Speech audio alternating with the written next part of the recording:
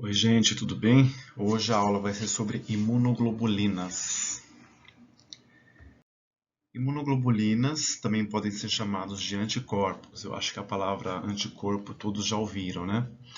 Às vezes, durante a aula, vocês vão notar que eu vou falar imunoglobulina e depois eu falo anticorpo e vou trocando essas duas palavras. Mas que fique claro que essas duas palavras significam que são a mesma coisa. Pois bem, os anticorpos, então, são proteínas que a gente encontra na nossa corrente sanguínea e são produzidos em resposta a um antígeno. Quando entramos em contato com esse antígeno, na resposta imunológica adaptativa, uma das respostas é a formação de anticorpos contra aquele antígeno. Então, seria muito interessante que nós façamos anticorpos, né, são essas imunoglobulinas, para esses antígenos que são estranhos, e que não façamos imunoglobulinas para antígenos próprios, que caso você produza anticorpo contra você mesmo, e aí geralmente você gera uma doença autoimunológica. Bom, então o anticorpo é uma proteína, e se é uma proteína, ele vai ser produzido da mesma maneira como se produz qualquer proteína. Então, no núcleo das nossas células, nós temos lá a nossa fita de DNA, né? Onde temos os nossos genes, e alguns genes são responsáveis justamente pela síntese dessa proteína, que é a imunoglobulina ou anticorpo. Então, para fazer a imunoglobulina, eu tenho que ter esses genes ativos. E em quais células esses genes vão estar ativos? Apenas nas células B. Então, as células B ou linfócitos B são as células que produzem, então, essas chamadas imunoglobulinas. Então, aqui nesse slide, eu tenho a figura de uma célula B. Essa célula B, inicialmente, é uma célula que está em repouso, que não encontrou em contato com seu antígeno ainda. Então, ela produz anticorpo nessa situação que ela não entrou em contato com seu antígeno ainda. Sim, ela produz. Porém, esse anticorpo que ela produz é um anticorpo que fica conectado na membrana plasmática, e aí eu chamo esse anticorpo de BCR, que do inglês significa receptor de célula B. E esses receptores de células B, quando elas são naíves, são produzidos em uma quantidade muito baixinha. Ela só produz para deixar como sendo esse BCR de membrana. Depois que a célula se ativa, ela passa, quando ela encontra o seu antígeno, né, que liga aqui na imunoglobulina de membrana, essa célula, então aqui está o micro-organismo, quando há essa ligação, essa célula se diferencia e passa a ser chamada de plasmócito. Então, plasmócito nada mais é do que uma célula B que foi diferenciada por conta da presença do antígeno, e aí ela vai produzir as imunoglobulinas ou os anticorpos em uma quantidade muito maior, e vai produzir então esse anticorpo na sua forma secretada. Se eu olhar aqui nessa figura, eu vejo que essas imunoglobulinas aqui já não estão mais em contato com a membrana, justamente para representar que a célula B, agora plasmócito, está produzindo e secretando esses anticorpos.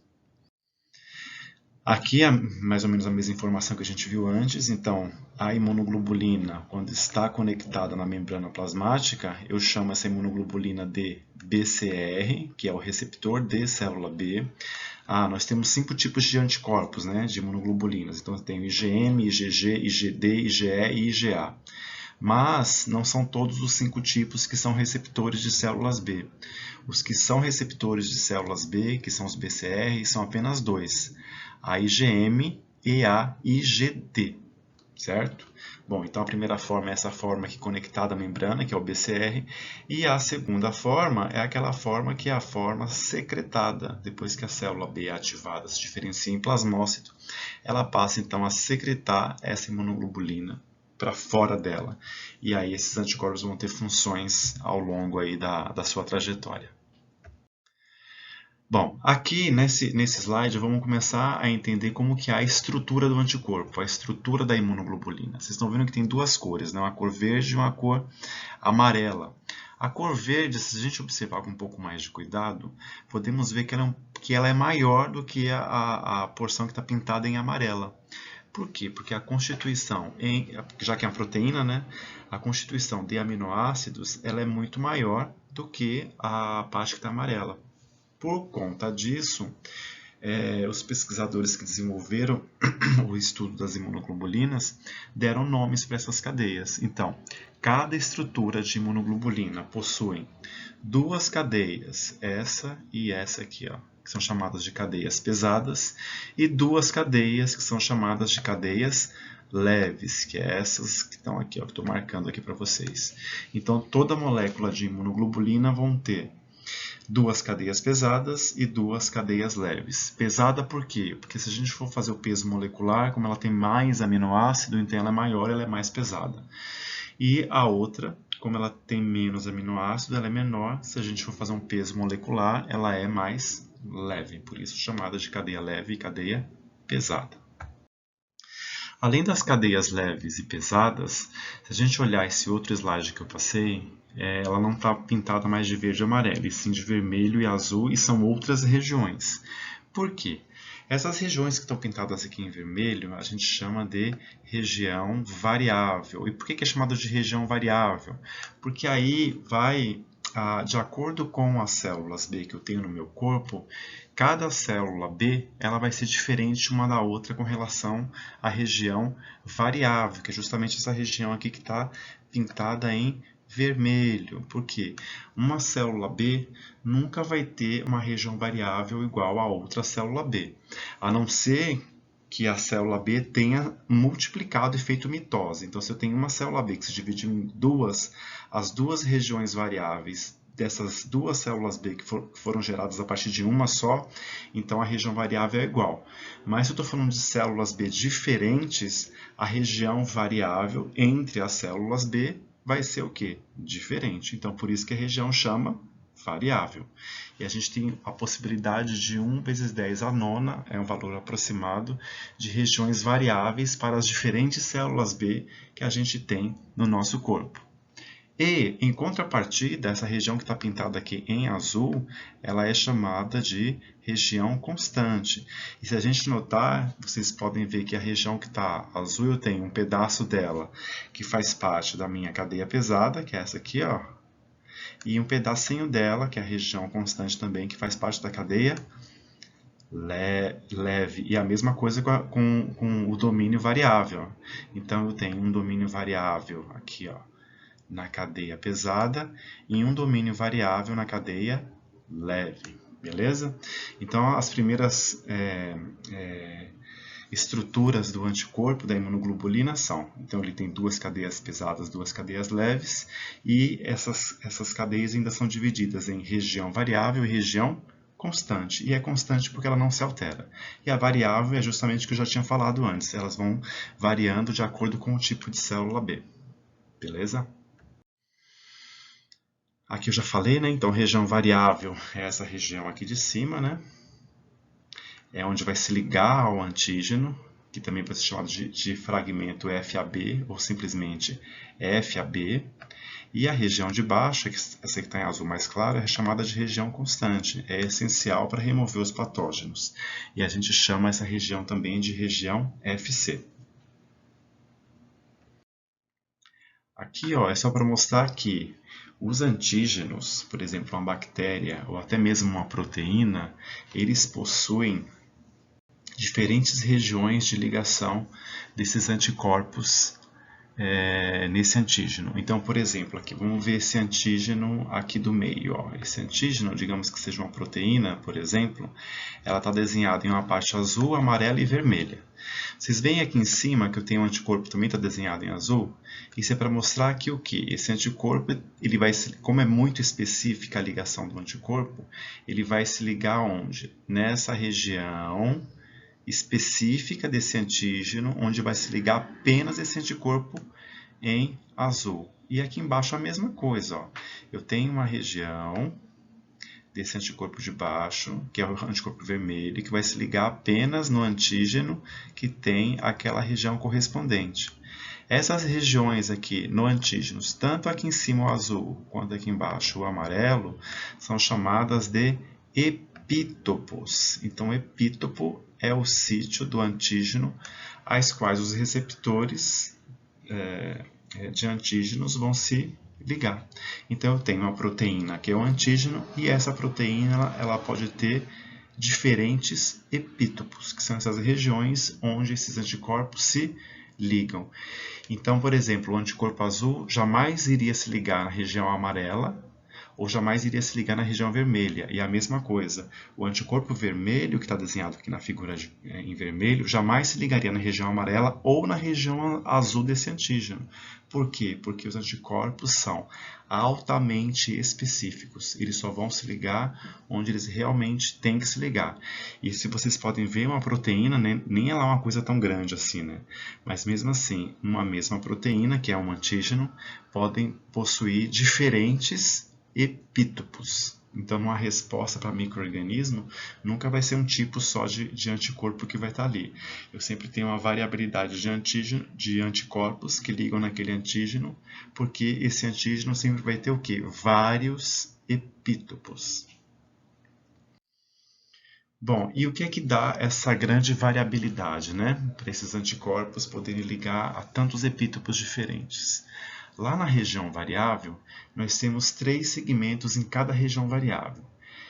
Esses segmentos são chamados de segmentos hipervariáveis, ou ainda de regiões determinantes de complementaridade, ou apenas a sigla, que é CDR. Em qualquer anticorpo, a gente vai encontrar o CDR1, o CDR2 e o CDR3. Então, estes CDRs é que dão essa extrema especificidade de ligação ao antígeno. No próximo semestre, na aula de CCDDI, quando a gente falar de anticorpos monoclonais e o uso desses monoclonais para algumas terapias de tratamento, como tratamento para câncer, eu vou voltar a falar de anticorpo e vou voltar a falar de CDR e de como os anticorpos são formados para que não causem rejeição no tratamento para algumas doenças. E aí eu acho que no próximo semestre vocês terão um pouco mais de clareza com relação a esse tipo de ligação dos CDRs. Mas o que tem que ficar claro hoje é que essa grande variabilidade das imunoglobulinas que tem para ligar a diferentes epítopos de diferentes antígenos é justamente a presença desses CDRs. Então cada um liga onde exatamente tem que ligar.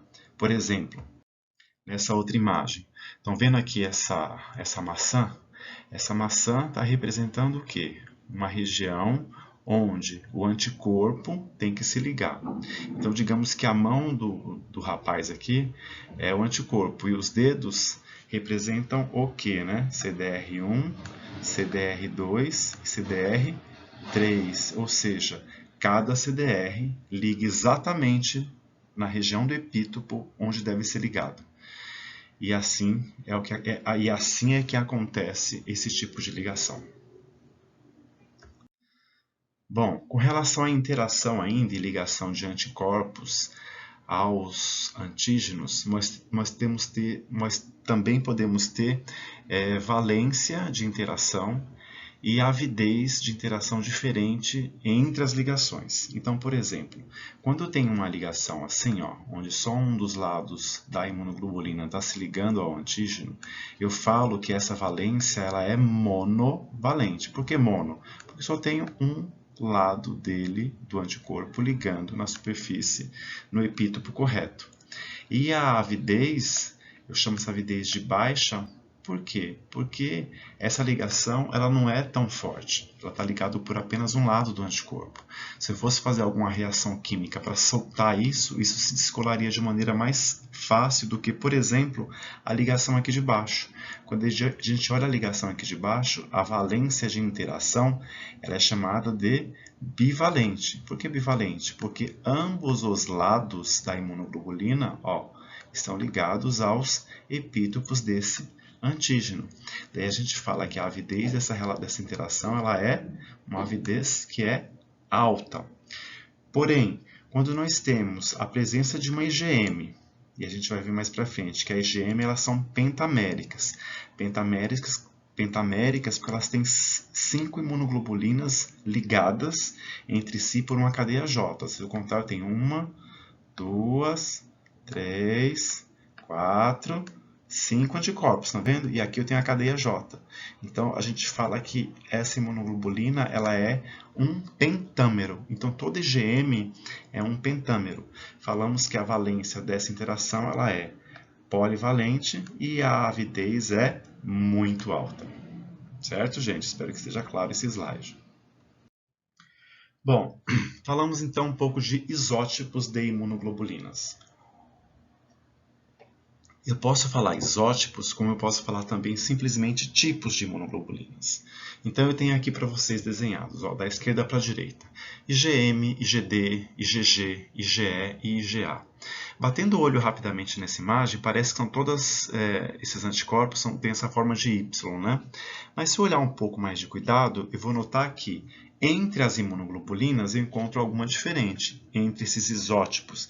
Então, por exemplo, a IgM, eu tenho essas bolinhas aqui ó, associadas, estão vendo? Ó? Na IgM, quantas dessas bolinhas eu tenho? Ó? 1, 2, 3, 4, 5 de cada lado, então eu tenho um total de 10. Se eu for comparar a IgM com a sua imunoglobulina que é mais parecida, que por exemplo é essa aqui, que é a IgE, eu vejo que na minha IgE, ao invés de 10 açúcares, eu tenho quantos açúcares? Essas bolinhas são moléculas de açúcar conectadas ao anticorpo, porque o anticorpo é uma glicoproteína. Aqui na IgE eu tenho 12 moléculas. Inclusive, essa é a única diferença que a gente acha entre a IgM para a IgE. Inclusive, o número de domínios constantes são os mesmos. Se eu contar, ó, a IgM eu tenho 1, 2, 3, 4 domínios constantes em cada cadeia pesada e a mesma coisa observo na minha IgE. Eu tenho 4 domínios constantes. Então, o que diferencia da IgM para a IgE é justamente o número de açúcares. Agora, se eu quiser comparar a IgM com a IgD, que é um pouco mais diferente, a gente até nota uma coisa aqui. Na IgD, por exemplo, ó, eu não tenho um domínio constante a mais, como eu acho aqui na IgM. A IgM tem 4 em cada cadeia pesada, enquanto a IgD eu só tenho 3. Outra coisa de diferente na IgD. A IgD eu tenho apenas 6 moléculas de açúcar, enquanto na IgM eu tenho 10. Na IgD eu tenho esse risquinho aqui, ó. Isso aqui é chamado de ponte disulfídrica, que na minha IgM não tem. Além disso, eu tenho a região de dobradiça, que é essa região aqui, ó, na IgD. E a IgM não possui isso. Ou seja, são diferenças que eu acho que da IgM para IgD. Vamos pegar um outro ponto de comparação? Vou comparar então a IgG com a IgA. Vamos ver, ó. Então, o número de domínios constantes da IgG e da IgA é um ponto de diferença? Não, porque são iguais. Eu tenho 3 domínios constantes em cada cadeia pesada, tanto na IgG quanto na IgA. Então, isso não é uma diferença. E com relação às bolinhas, que são os açúcares, eu tenho diferença? Sim. Na IgG eu tenho 2 açúcares, enquanto na IgA eu tenho 4 açúcares, 4 moléculas de carboidrato. Região de dobradiça, que é essa regiãozinha aqui, ó. É diferente das duas? Não, é igual. As duas possuem, tanto a IgG quanto a IgA possuem regiões de dobradiça. Mas eu tenho uma outra coisa de diferença, que são as pontes disulfídricas. Na IgG, eu vejo que eu tenho 2 pontes disulfídricas aqui, e na IgA eu vejo que só tenho o quê? Apenas uma ponte disulfídrica. Ou seja, nesse slide eu quero mostrar o quê? Que entre as imunoglobulinas, IgM, IgD, IgG, IgE e IgA, existem diferenças entre elas. E que essa diferença está onde? Onde está pintado de colorido, que é justamente a região constante da cadeia pesada. Por que eu falo que é da cadeia pesada? Porque a cadeia leve, que é essa aqui, ó, ela também tem uma região, que é uma região variável, que é essa aqui de cima, e a região constante, que é essa aqui de baixo. Mas a região constante da cadeia leve não influencia no isótipo ou no tipo de imunoglobulina. O que vai determinar são o quê? As regiões constantes das cadeias pesadas. E as diferenças entre elas é que determinam para essas moléculas serem IgM, IgD, IgG, IgE ou IgA. Tudo bem, gente? Então, essas são as diferenças entre as imunoglobulinas. Se eu pegar, por exemplo, uma IgG, eu vou ver que todo IgG vai ser desse jeito. Todo IgG independente da região variável, tá? Porque a região variável vai ligar sempre em epítopos diferentes.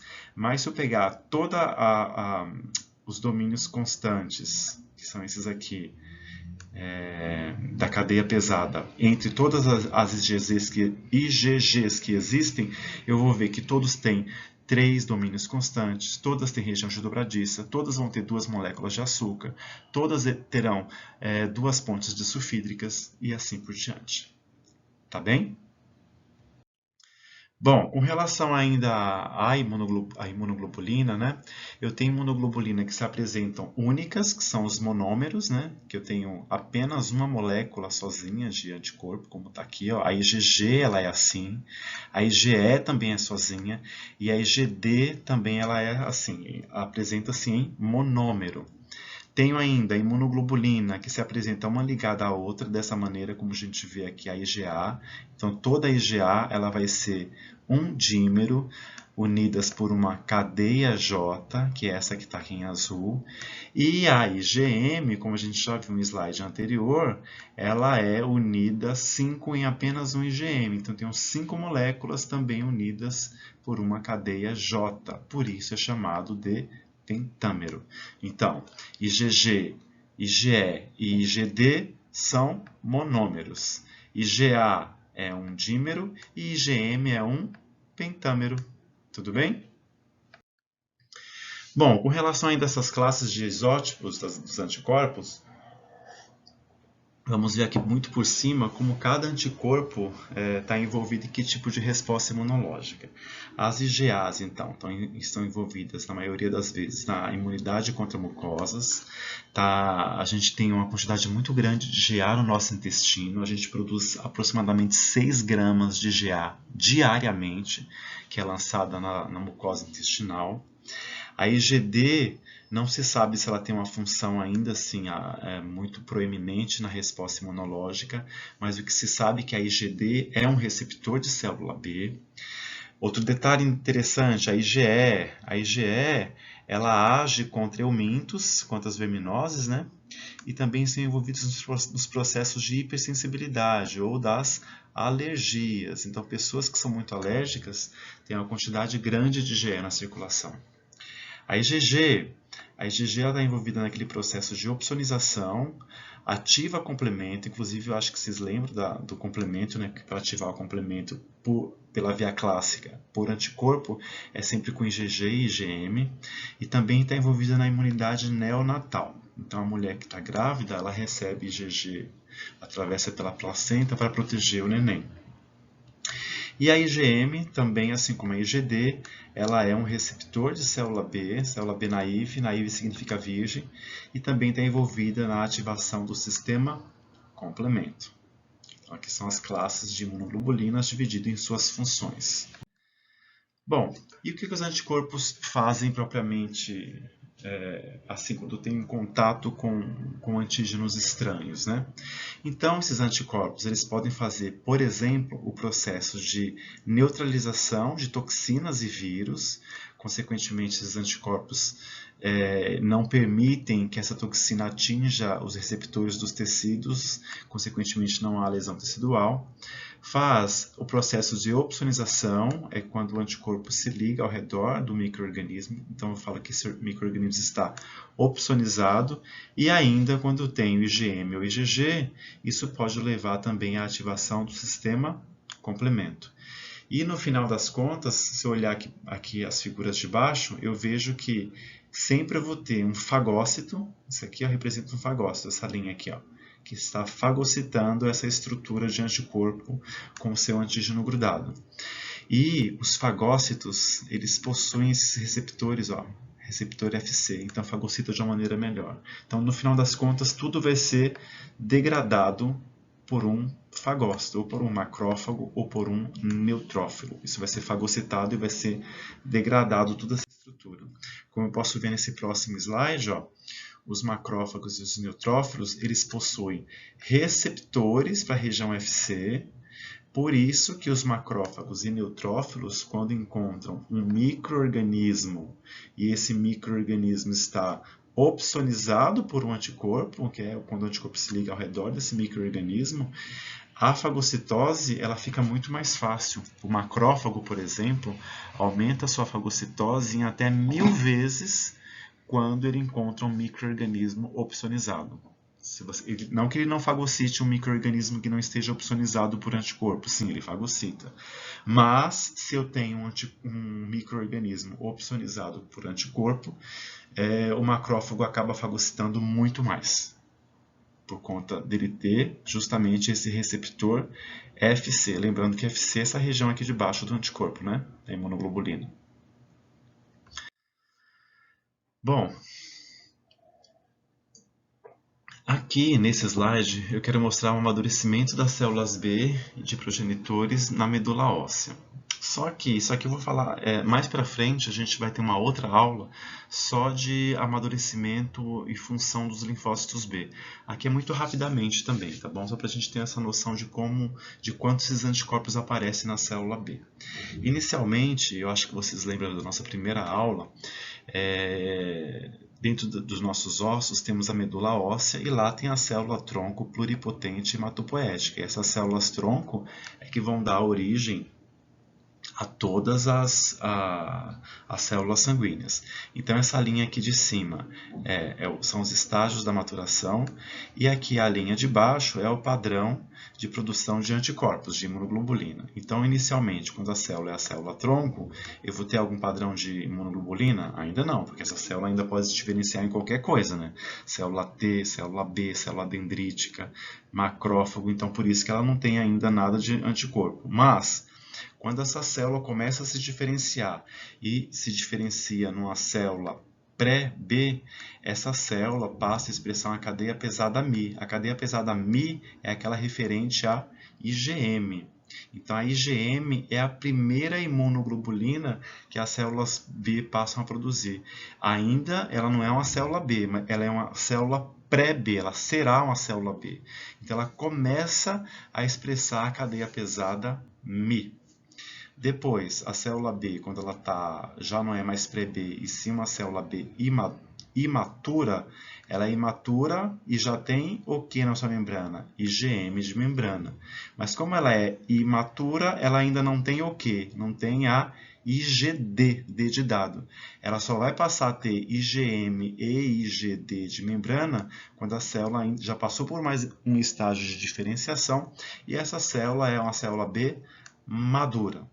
Pois bem, quando essa célula, então, entra em contato com seu antígeno, esse antígeno, o epítopo do antígeno se liga, que pode acontecer que é um micro-organismo, se liga ao anticorpo, essa célula passa a ser uma célula B ativada. Existem vários processos que acontecem, que a gente vai ver isso na aula de célula B mais para frente. Essa célula B se diferencia num plasmócito, e esse plasmócito, então, passa a ser uma célula que vai produzir uma alta taxa e secreção de imunoglobulinas e reduz bastante a quantidade de imunoglobulina de membrana. Tanto é que no desenho a gente nem vê mais anticorpo aqui de membrana, né? Porque a quantidade dele cai bastante. Então essa célula, quando ela se diferencia em plasmócito, ela produz uma grande quantidade de anticorpos e secreta muito, e quase nada tem na membrana plasmática dela. Bom, existem algumas características em todo o reconhecimento do antígeno pelos anticorpos. Então eu tenho diversidade, especificidade e amadurecimento por afinidade. Bora ver como é que são essas coisas? A diversidade. A diversidade, lembra lá no comecinho da aula que eu falei que eu posso ter até 1 × 10 a nona tipos de células B com regiões variáveis diferentes, isso significa 1 trilhão de possibilidades de células B com diferentes regiões variáveis. E como se dá isso? Eu tenho 1 trilhão de genes de região variável? Não. Isso se dá pela recombinação, que é aleatória dos genes, desses genes envolvidos das imunoglobulinas. Então, lá no gene das células B, esses genes estão ativos e eles fazem uma recombinação entre eles e dão a possibilidade de eu ter diferentes células B em até 1 bilhão de possibilidades para ligar a 1 bilhão de epítopos diferentes. Certo? Parece meio maluco, mas é assim que acontece. tá bom?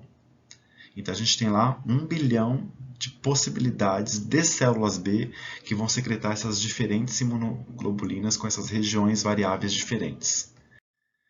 Especificidade. Quando eu falo de especificidade, é que a imunoglobulina ela é altamente específica. O que significa isso? Quando a imunoglobulina foi feita para ligar um determinado epítopo, ela só se liga naquele epítopo, não liga em outro de jeito nenhum. Por exemplo, ó, essa imunoglobulina vermelhinha aqui, ó, onde que ela vai ligar? Nesse epítopo que encaixa, esse aqui que está desenhadinho pertinho dela. Ó. Então, ela é contra este antígeno, porém essa imunoglobulina azulzinha também é contra o mesmo antígeno.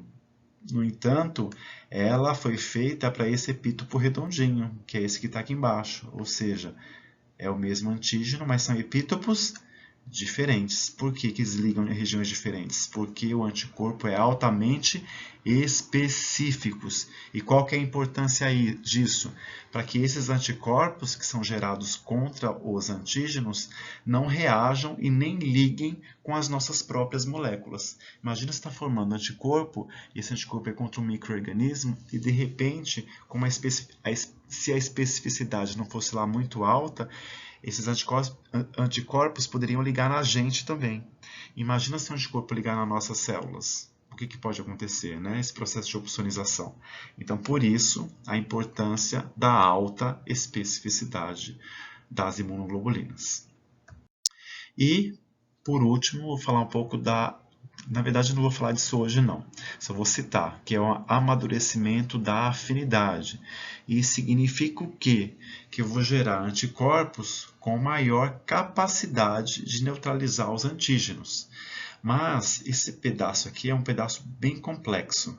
Eu vou falar disso, desse processo que se chama maturação somática, na aula que a gente for falar de célula B, de ativação de célula B. Aí eu volto a retomar esse assunto. Tudo bem, gente? Bom, só fazendo um resuminho do que a gente viu até agora. Então, assim, afinidade dos anticorpos. O que é isso, né? É a força de ligação de um anticorpo a um determinado epítopo. Especificidade. Distingue pequenas diferenças na estrutura química do antígeno. Diversidade. Devido à recombinação aleatória do DNA, eu tenho até 1 vezes 10 a nona de possibilidades de regiões variáveis diferentes para ligar a essa infinidade de epítopos que existe no nosso mundo.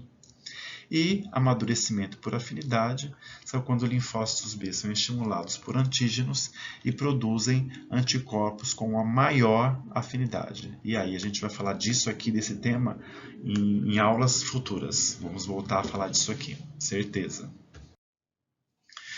Bom, e para finalizar, as fases da resposta da imunidade humoral, né? Quando a gente fala que tem resposta de anticorpo, a gente fala que essa resposta é uma resposta imunológica humoral, ou só resposta imune humoral.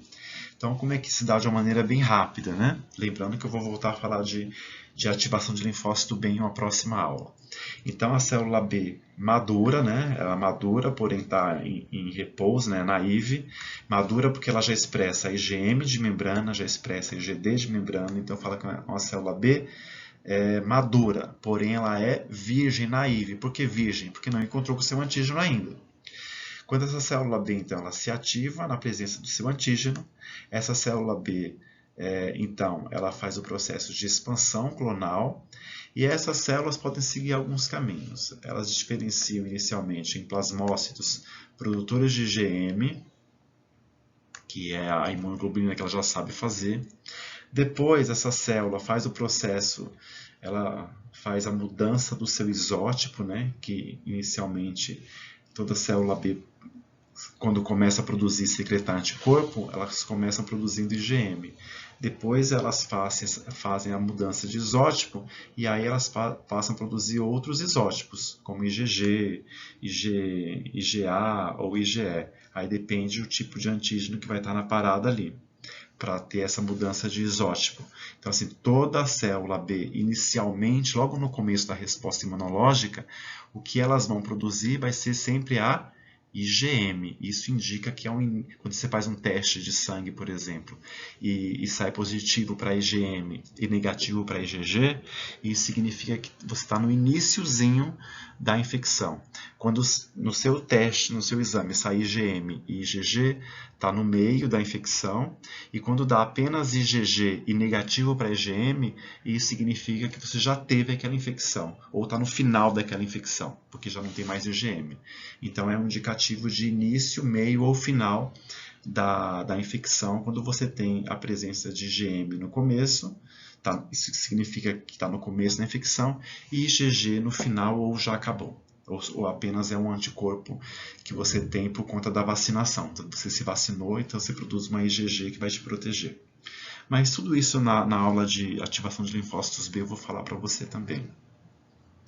Além disso, faz o processo de maturação da afinidade, que a gente vai ver também isso melhor, e as células B de memória. Isso significa o quê? A memória imunológica. Quando você fica doente uma vez com um determinado tipo de antígeno, você não vai ser mais afetado por aquilo, porque você já tem uma memória imunológica, e aí você não fica mais doente com aquilo. A não ser que o vírus ele tenha feito um processo de mutação. Aí pode ser que você tenha realmente a doença de novo, que é o que acontece com as gripes, né? Então, quando a gente fica com gripe várias vezes ao longo dos anos, é porque os vírus fazem processos de mutação. Porque se o vírus da gripe fosse tão conservado como, por exemplo, o vírus do sarampo ou da polio, sarampo, se você tem uma vez só, você nunca mais tem sarampo, né? Se você sara do sarampo, você não tem por quê? Porque o vírus não faz essas mutações. Diferente do vírus da gripe, que você todo ano ou de tempos em tempos você fica gripado. Por quê? Porque o vírus está em constante mutação. Tudo bem, gente?